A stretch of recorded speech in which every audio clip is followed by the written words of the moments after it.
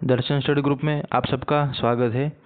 मैं लेकर आया हूँ हिस्ट्री के मोस्ट IMP 50 क्वेश्चंस जो आने वाली सारी एग्जाम्स, चाहे वो SSC, railways, UPSC, state PCS या आर्मी की हो, सेंट्रल गवर्नमेंट की सारी एग्जाम्स के लिए दोस्तों ये क्वेश्चंस बहुत ही इम्पोर्टेंट है, क्योंकि ये सारे वो क्वेश्चन है जो बार बार रिपीट होते हैं। तो ये क्वेश्चंस हमें देखना बहुत ज़रूरी है। हम बहुत कुछ पढ़ते हैं लेकिन कभी कभी ये नहीं देखते कि आगे कौन सी एग्जाम्स में क्या क्या पूछा गया था, कहाँ से पूछा गया था, कैसे कैसे क्वेश्चंस एग्जाम्स में आते हैं। तो वो बहुत ज़रूरी है। स्मार्ट वर्क करना दोस्तों बहुत ज़रूरी है। और मैं चाहता हूँ कि आपका एक भी क्वेश्चन गलत ना हो, आपका एक भी मार्क माइनस ना हो। इसीलिए मैंने वो क्वेश्चन सिलेक्ट किए हैं जो बार बार एग्जाम्स में आते हैं। ठीक है, तो वीडियो पूरा देखना, एक भी क्वेश्चन स्किप मत करना। ठीक है, और वीडियो पसंद आए तो दोस्तों प्लीज़ चैनल को सब्सक्राइब जरूर कर लेना। ओके, चलते हैं पहले क्वेश्चन पर।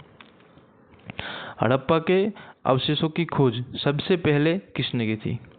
Option A Rai Bahadur Dayaram Sahni, option B MS Vats, option C SR Joshi या कोई भी नहीं। तो दोस्तों इसका आंसर आता है ऑप्शन ए राय बहादुर साहनी, जिन्होंने सबसे पहले हड़प्पा के अवशेषों की खोज की थी। Okay, next question.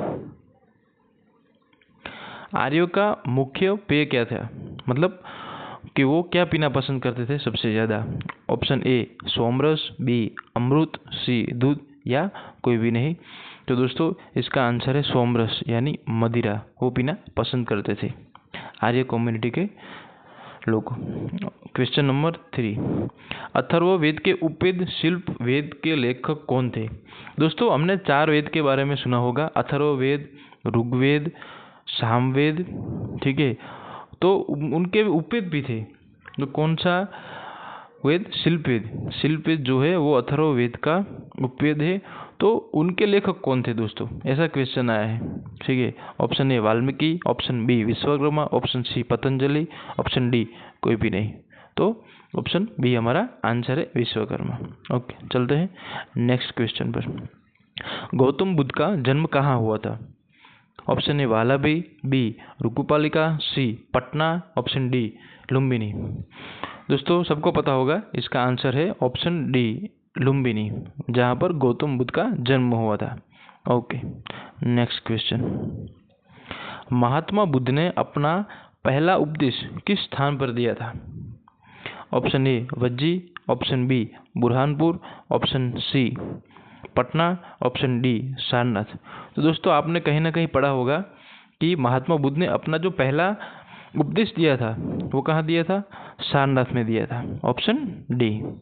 Okay, next question. Next question 6, प्रथम बौद्ध संगति कब आयोजित की गई थी? ईसा पूर्व 485, ईसा पूर्व 495, ईसा पूर्व 483, ईसा पूर्व 482। तो दोस्तों इसका आंसर आता है ऑप्शन सी ईसा पूर्व 483। Okay, next question. ये सारे क्वेश्चन वो है जो मोस्ट IMP है और बार बार रिपीट होते हैं। ओके, महावीर स्वामी को किस नदी के तट पर परम ज्ञान प्राप्त हुआ था? Option A Narmada, option B Sindhu, option C Ganga, option D Rijupalika. तो दोस्तों इसका आंसर आता है ऋजुपालिका, यानी ऑप्शन डी, जहाँ पर महावीर स्वामी जी को वो नदी के तट पर परम ज्ञान की प्राप्ति हुई थी। Okay, next question. गुजरात में किस स्थान पर द्वितीय जैन संगीति का आयोजन किया गया था? द्वितीय जैन संगीति का आयोजन किया गया था। Option A Junagadh, option B Surat, option C Vallabhi, option D कोई भी नहीं। तो दोस्तों गुजरात के वल्लभी में द्वितीय जैन संगीति का आयोजन किया गया था। Okay, next question number 9, Haryanka वंश का प्रथम शक्तिशाली शासक कौन था? Option A Bindusara, option B Bimbisara, option C Pulakeshi या ऑप्शन डी कोई भी नहीं। तो दोस्तों इसका आंसर आता है बिंबिसार, ऑप्शन बी। हर्यक वंश का वो प्रथम सबसे शक्तिशाली शासक था, बिंबिसार को माना गया है, option B. Okay, next question number 10, नंदवंश का अंतिम शासक कौन था? Option A Porus, option B Tanananda, option C Ravi Varma, option D कोई भी नहीं। तो दोस्तों इसका आंसर आता है ऑप्शन बी तनानंद, जो नंदवंश का अंतिम शासक था। Okay, next question number 11, Chandragupta Maurya ने किस यूनानी शासक को हराया था? Option A Megasthenes, option B Genghis Khan, option C Seleucus Nicator, option D कोई भी नहीं। इसका आंसर आता है Seleucus Nicator, option C. Chandragupta Maurya ने वो यूनानी शासक था सेल्यूकस निकेटर जिसे हराया था। Okay, next question, Chandragupta Maurya के दरबार में कौन सा ग्रीक राजदूत रहा था? Option A Seleucus Nicator, option B Megasthenes, option C Simuka, option D कोई भी नहीं। हमने अभी एक क्वेश्चन देखा जहाँ पर कहते चंद्रगुप्त मौर्य ने किसे हराया था, वो सेल्यूकस निकेटर था, लेकिन उसके साथ एक लेखक आया था दोस्तों वहाँ से, उसके साथ में जो चंद्रगुप्त मौर्य के दरबार में रहा, उसे राजदूत का दर्जा मिला और यहाँ की सारी चीज़ें उसने नोट की थी, वो था Megasthenes. Okay, next question number 13, Kalinga का युद्ध कौन से वर्ष हुआ था?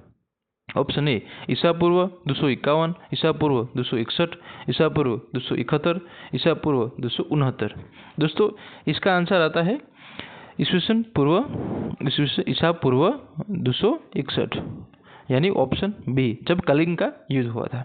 कमेंट कीजिएगा कि कलिंग का युद्ध किस राजाओं के बीच में हुआ था, किस के बीच में हुआ था। Okay, next question number 14, Sikandar ने भारत पर कब आक्रमण किया था? ऑप्शन ए ईसा पूर्व 322, ईसा पूर्व 326, ईसा पूर्व 328, ईसा पूर्व 332। तो दोस्तों इसका आंसर आता है ईसा पूर्व 326, जब सिकंदर ने भारत पर आक्रमण किया था। दोस्तों ये 322, 26, 28, 32 सब एक जैसे लगते हैं। जब हम पढ़ रहे होते हैं तब हमको लगता है कि ये मुझे याद है, मैं ये कर लूँगा, मैंने ठीक पढ़ लिया, 326 आता है। लेकिन जब ऑप्शन आते हैं सब एक जैसे लगते हैं, 22, 26, 28, तब हमारा दिमाग उतना ठीक रिकॉल नहीं कर पाता। इसलिए एमसीक्यू सॉल्व करना बहुत ज़रूरी है। तो बार बार ऐसे इस वीडियो को कम से कम 2 से 3 बार देखिए, ताकि आपके जो सारे डाउट्स है वो क्लियर हो जाए और आपके सारे क्वेश्चन एकदम पक्के हो जाए, तो एग्जाम में आप गलती ना करें। Okay, next question number 15, Maurya वंश का अंतिम शासक कौन था? Option A Brihadratha, option B Rudradaman, option C Tanananda, option D Chandragupta.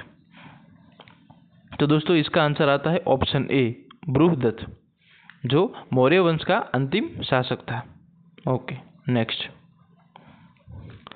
Question number 16, शक वंश का सबसे प्रतापी शासक कौन था? सबसे शक्तिशाली शासक शक वंश का।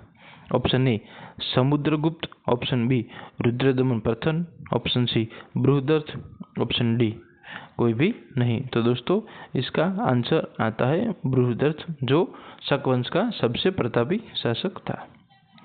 ओके, नेक्स्ट क्वेश्चन नंबर 17, गुप्त संवत की स्थापना किसने की थी? ऑप्शन ए चंद्रगुप्त मौर्य प्रथम, option B Samudragupta, option C Skandagupta, option D कोई भी नहीं। तो दोस्तों इसका आंसर आता है चंद्रगुप्त मौर्य प्रथम, ऑप्शन ए। नेक्स्ट, कौन से गुप्त शासक को भारत का नेपोलियन कहा जाता है? ऑप्शन ए चंद्रगुप्त, समुद्रगुप्त, स्कंदगुप्त या कोई भी नहीं। दोस्तों कौन से गुप्त शासक को भारत का नेपोलियन कहा जाता है? बहुत बड़ा दर्जा इस राजा को मिला था और वो थे समुद्रगुप्त, जिन्हें भारत का नेपोलियन कहा जाता है, option B. Okay, next question पे चलते हैं। क्वेश्चन नंबर 19, सातवाहन वंश की स्थापना किसने की थी? Option A Harshvardhan, option B Pulakeshi, option C Simuka, option D Jaichand. तो दोस्तों इसका आंसर आता है सिमुक, जिन्होंने सातवाहन वंश की स्थापना की थी। वो प्रथम राजा हुए थे और उन्हें इस वंश की स्थापना की थी। ओके, नेक्स्ट क्वेश्चन नंबर 20, गुप्त वंश के कौन से शासक के कार्यकाल को साहित्य और कला का सुवर्ण युग माना जाता है? दोस्तों गुप्त वंश के सारे राजा हुए, उनमें से एक राजा ऐसा था जिसके वक्त साहित्य और कला उस चीज़ों को बहुत ज़्यादा प्राधान्य मिला और बहुत चीज़ वो उसकी प्रगति हुई। ऑप्शन ए चंद्रगुप्त प्रथम, ऑप्शन बी चंद्रगुप्त तृतीय, option C Skandagupta, option D Samudragupta. तो दोस्तों इसका आंसर आता है चंद्रगुप्त द्वितीय, option B. Okay, next question 21। चीनी मुसाफिर फहियान किसके शासन के वक्त भारत आया था? ऑप्शन ए चंद्रगुप्त प्रथम, चंद्रगुप्त द्वितीय, option C Harshvardhan, D Pulakeshi. तो दोस्तों इसका आंसर आता है चंद्रगुप्त द्वितीय। चीनी मुसाफिर फाहियान, आपने यूएन सांग, इत्सिंग इन सब के बारे में सुना होगा। तो दोस्तों ऐसे क्वेश्चन एग्जाम में बहुत आते हैं, बार बार रिपीट होते हैं कि वो चीन या फिर कहीं और से, जैसे हमने आगे में किसने देखा वो कौन से दरबार में, किसके दरबार में था। तो ऐसे ही चंद्रगुप्त द्वितीय के दरबार में उस वक्त चीनी मुसाफिर फाहियान आया था। ये क्वेश्चन मोस्ट टाइम भी है दोस्तों, बार बार रिपीट होता है। Okay, next question number 22। हुनों का आक्रमण किसके समय में हुआ था?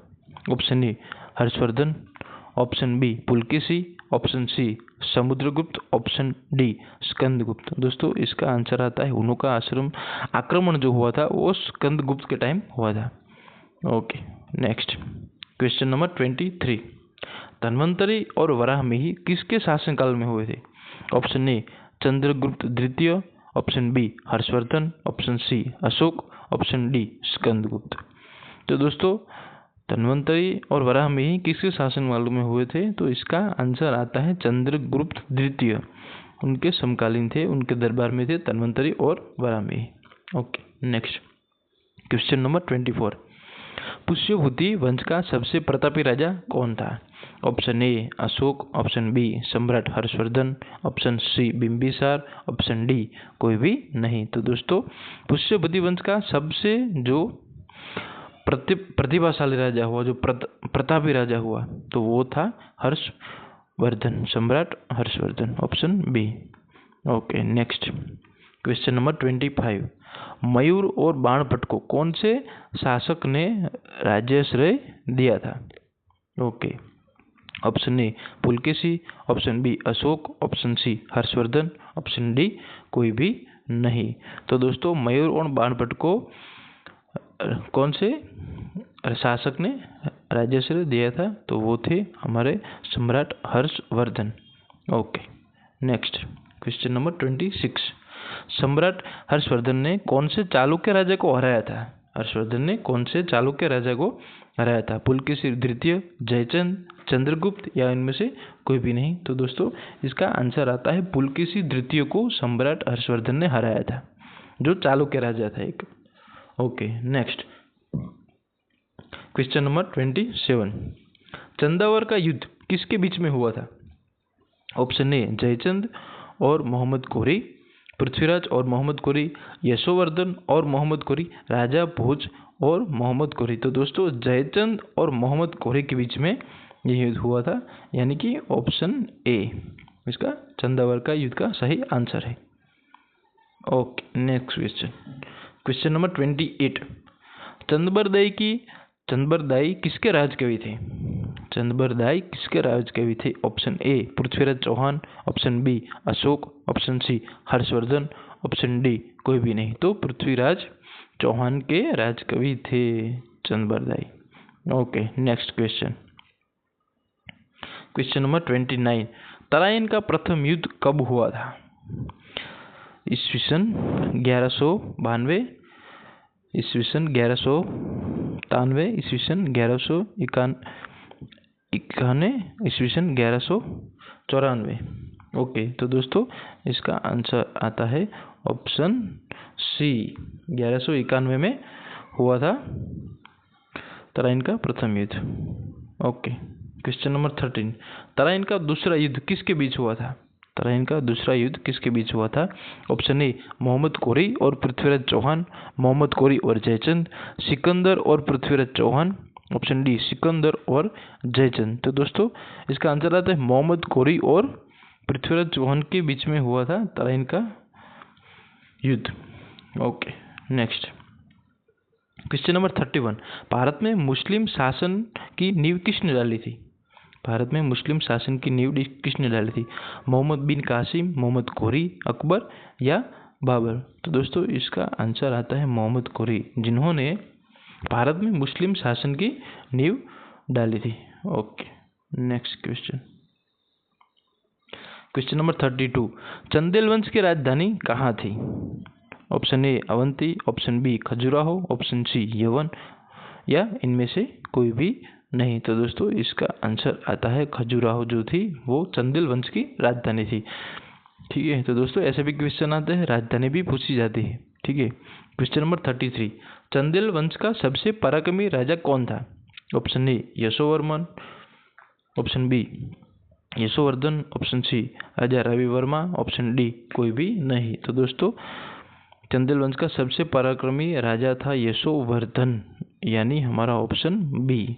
Okay, next question, question number 34, Parmar वंश का सबसे लोकप्रिय राजा कौन था? Option A Sindhuraj, option B Yashovardhan, option C Raja Bhoj, option D Mahakal Raj. Okay, तो दोस्तों इसका आंसर सबको पता है, हमने वो कहावत भी सुनी होगी। ठीक है, राजा भोज की, तो ऑप्शन सी हमारा आंसर है। Okay, next question, question number 35, Vikramshila विश्वविद्यालय की स्थापना किसने की थी? Option A Rampal, option B Dharmapal, option C Govindpal, option D Kumarpal. तो दोस्तों इसका आंसर आता है 35 धर्मपाल। धर्मपाल जो है इसका आंसर है, विक्रमशिला विश्वविद्यालय की स्थापना धर्मपाल ने की थी। Next question, question number 36, Jaidev किसके दरबार में थे? Option A Hemant Sen, option B Vijay Sen, option C Lakshman Sen, option D Keshav Sen. तो दोस्तों इसका आंसर आता है ऑप्शन सी लक्ष्मण सेन, जयदेव उनके दरबार में थे। ओके, क्वेश्चन नंबर 37, इलोरा के कैलाश मंदिर का निर्माण किसने करवाया था? ऑप्शन ए कृष्णा प्रथम, option B Dhruva, option C Amoghavarsha, option D Krishna तृतीय। तो दोस्तों इसका आंसर आता है ऑप्शन ए कृष्णा प्रथम। इलोरा के कैलाश मंदिर जो है बहुत फेमस है, बहुत ही उसका निर्माण किसने करवाया था? ठीक है, तो कृष्णा प्रथम। Okay, next question, question number 38, Sanskrit महाकवि भारवी कौन से पल्लव वंश के शासक के समकालीन थे? ऑप्शन ए राजराज प्रथम, option B Mahendra Varman, option C Arjun Dev, option D Gangavat. तो दोस्तों इसका आंसर आता है महेंद्र वर्मन, जो थे संस्कृत महाकवि भारवी थे, उनके समकालीन शासक थे पल्लव वंश के, Mahendra Varman. Okay, next question number 39, Mahabalipuram शहर की स्थापना किसने की थी? Option A Anant Varman, option B Narasimha Dev, option C Krishna प्रथम, ऑप्शन डी नरसिंह वर्मन। तो दोस्तों इसका आंसर आता है ऑप्शन डी हमारा नरसिंह वर्मन। दोस्तों कई बार नरसिंह देव, नरसिंह वर्मन, या फिर हमें कंफ्यूज करने वो लोग ऐसे भी पूछ सकते हैं कि नरसिंह प्रथम या फिर किसी मौर्य गुप्त ऐसा कोई सरनेम पीछे लगा सकते हैं। तो हमें कंफ्यूजन नहीं होना है, हमें क्लियर होना चाहिए कि नरसिंह वर्मन ही थे जिन्होंने महाबलीपुरम शहर की स्थापना की थी। Okay, next question number 40, Konark का सूर्य मंदिर किसने बनवाया था? Option A Narasimha Varman, option B Narasimha Dev, option C Arjun Dev, option D Ashok. तो दोस्तों इसका आंसर आता है नरसिंह देव, ऑप्शन बी कोणार्क का सूर्य मंदिर जिन्होंने बनवाया था। Okay, next question, question number 41, Jagannathpuri मंदिर का निर्माण किसने करवाया था? Option A Mahendra Varman, option B Harshvardhan, option C Ashok, option D अनंत वर्मन। तो दोस्तों इसका आंसर आता है अनंत वर्मन, यानी ऑप्शन डी जिन्होंने जगन्नाथपुरी मंदिर का निर्माण करवाया था। ओके, आगे बढ़ते हैं नेक्स्ट क्वेश्चन पर, क्वेश्चन नंबर 42, तंजावुर में बृहदेश्वर मंदिर का निर्माण किसने करवाया था? Option A Anant Varman, option B Narasimha Dev, option C Mahendra Varman, option D Rajaraja प्रथम। तो दोस्तों इसका आंसर आता है राजराज प्रथम, जिन्होंने तंजावुर में बृहदेश्वर मंदिर का निर्माण करवाया था, वो थे राजराज प्रथम। ओके, क्वेश्चन नंबर 43, भारत पर आक्रमण करने वाला पहला मुस्लिम तुर्क कौन था? Okay, option A Ertugrul Ghazi, option B Mohammad bin Qasim, option C Babur, या ऑप्शन डी सुबकतगिन ऑप्शन। तो इसका आंसर आता है सुबकतगिन, ऑप्शन डी ठीक है, जो पहला मुस्लिम तुर्क था जिसने भारत पर आक्रमण किया था। Okay, next question, question number 44। Bharat में गुलाब वंश की स्थापना किसने की थी? Option A Iltutmish, option B Akbar, option C Razia Sultan, option D Qutubuddin Aibak. तो दोस्तों इसका आंसर आता है ऑप्शन डी कुतुबुद्दीन ऐबक, जिन्होंने भारत में गुलाब वंश की स्थापना की थी। Okay, next question, question number 45। ढाई दिन का चौपड़ा, सॉरी दोस्तों लिखने में थोड़ा मिस्टेक हुई है, ताई नहीं, एक्चुअली ढाई दिन का चौपड़ा, ठीक है, निर्माण किसने पूरा किया था? शुरुआत किसने की ये बात नहीं है, पूरा किसने किया था? Option A Qutubuddin Aibak, option B Akbar, option C Babur, option D Iltutmish. तो दोस्तों कुतुबुद्दीन ऐबक ही थे जिन्होंने ढाई दिन का चौपड़ा जो मस्जिद है उसका निर्माण जो है पूरा करवाया था। Okay, question number 46। Qutub Minar का निर्माण किसने पूरा कराया? Option A Ghiyasuddin, option B Malik Kafur, option C Iltutmish, option D Razia Sultan. तो दोस्तों इसका आंसर है इल्तुतमिश, जिन्होंने कुतुब मीनार का निर्माण पूरा करवाया था। Okay, next question number 47। दल चालीसा की स्थापना किसने की? दल चालीसा की स्थापना किसने की? Option A Qutubuddin Aibak, option B Iltutmish, option C Jalaluddin Khilji, option D ऊपर में से कोई भी नहीं। तो दोस्तों इसका आंसर आता है इल्तुतमिश इसमें भी, क्योंकि दल चालीसा की स्थापना इल्तुतमिश ने की थी। दोस्तों आपने कई क्वेश्चन पढ़े होंगे, लेकिन कुछ क्वेश्चन आपको इस 50 क्वेश्चन में ऐसे भी लगेंगे जो क्वेश्चन आपने कहीं पर ना देखे हो। 10 से 15 क्वेश्चन ऐसे भी है लेकिन वो पूछे जाते हैं, और कुछ ऐसे हैं जिनकी पूछे जाने की संभावना बहुत है, तो एक भी क्वेश्चन मिस करना। मेरा मानना है कि इस वीडियो को 2 से 3 बार रिपीटली देखना, ठीक है, ताकि सारे क्वेश्चन क्लियर हो जाए आपके उसके आंसर। Okay, question number 48। किस काल को दिल्ली सल्तनत काल माना जाता है? ऑप्शन ए 1167 से 1206, 1206 से 1526, 1526 से 1605, 1605 से 1707। तो दोस्तों इसका आंसर आता है 1206 से 1526, यानी हमारा ऑप्शन बी। ओके, जो दिल्ली सल्तनत काल का समय है 1206 से 1526, ठीक है, वर्ष याद रखना बहुत ही इंपॉर्टेंट है। Question number 49। दिल्ली की गद्दी पर शासन करने वाली पहली और आखिरी मुस्लिम महिला कौन थी? ठीक है, option A Gulbadan Begum, option B Hamida Banu, option C Razia Sultan, option D Mahamanga. तो दोस्तों ये क्वेश्चन बहुत ही रिपीट हुआ है, आपको इसका आंसर पता ही होगा, ऑप्शन सी इसका आंसर है रजिया सुल्तान, जो दिल्ली की गद्दी पर पहली बार बैठी थी। हालांकि वो ज़्यादा वक्त तक शासन नहीं कर पाई थी बदकिस्मती से, लेकिन उन्होंने इतिहास में अपना नाम दर्ज करवाया कि दिल्ली की गद्दी पर पहली मुस्लिम और महिला खास करके जो बैठी वो थी Razia Sultan. Okay, question number 50। Bharat में पारसी नववर्ष नवरोज मनाने की शुरुआत किसने की? Option A Jalaluddin Khilji, option B Alauddin Khilji, option C Jahangir, option D Ghiyasuddin. तो दोस्तों इसका आंसर है गयासुद्दीन, ठीक है, जिन्होंने भारत में पारसी नववर्ष नवरोज मनाने की शुरुआत की थी। तो दोस्तों हमारे यहाँ 50 क्वेश्चन खत्म होते हैं हिस्ट्री सीरीज के। ये सारे क्वेश्चन बहुत ही इंपॉर्टेंट थे, देखने के लिए आप सबका धन्यवाद, और आपका क्लियर हो जाए सारे एग्ज़ाम्स, इसके लिए मैं आपको ऑल द बेस्ट कहता हूँ। Thank you for watching.